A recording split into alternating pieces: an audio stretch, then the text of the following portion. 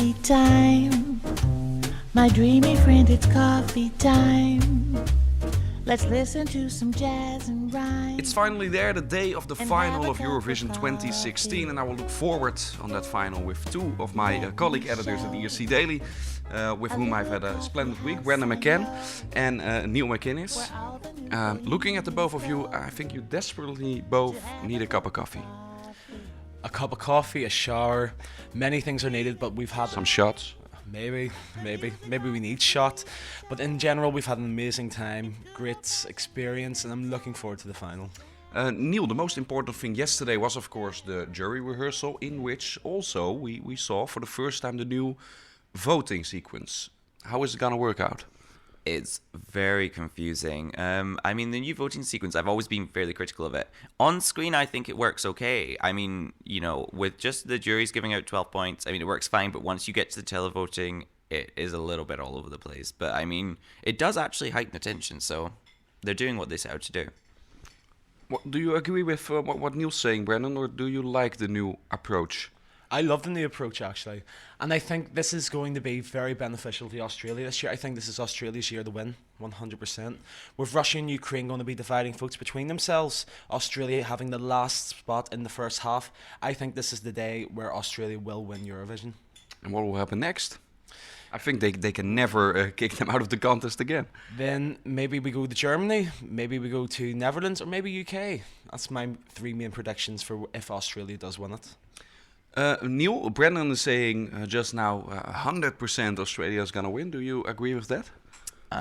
Well, of course, there is the big favorite, which is Russia. However, when watching the rehearsal yesterday, Australia was by far the most vocally impressive. She absolutely nailed it. During the semi-final, she absolutely blew everyone away. Twitter was lit. It was incredible. Ukraine is also another big vocal performance, which could do very well. And she also has a very good slot in the running order. I think she's performing 22nd? 21st to 22nd. So, 21st. Yeah, very, very good, solid slots in the running order. Also, not to forget Armenia, closing the show. It's hard to tell whether that's going to be a benefit or whether it will perhaps hinder her. But that's also another contender. We had Douwe Bob from the Netherlands performing as song number 3. And in the end of his song, he changed the lyrics. And then the Dutch delegation got told by the EBU that that's not allowed to do that, even though it's something, pretty harmless. What do you think, Brandon? Is this the right way the EBU should go? Because we have rules and we should stick to those rules, or, shouldn't they take it this hard? In general, I think they should stick to the rules, but in the case of Malta changing the dress, that was allowed, and also there was a slight change to the melody of the song. So whether it's being allowed for different reasons, I wouldn't approve of that. But I think the Netherlands are just trying their best they can to actually stand out, because they've got a really, really bad placement. I think it's jeopardised its chances of having a top 10 position as well. Yeah, to be clear, he changed the lyrics at the end of his song to slow down brother, slow down sister, come together now, according to the theme of this year's contest. Do you also think he will struggle to do well from the third starting slot, or with juries not, Neil? I think he's going to struggle massively. I think there's so many at the...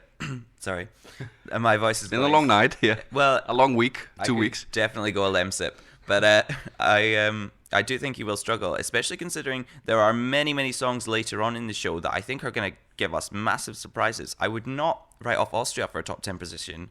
And I also feel that even though they're in 4th position, Azerbaijan has been one that people are talking about for good reasons and bad reasons. But I mean, at least they're talking about it. Netherlands seems to have just slipped under the radar in this running order position. And I don't think it's going to do as well as it possibly could have if it had a better draw.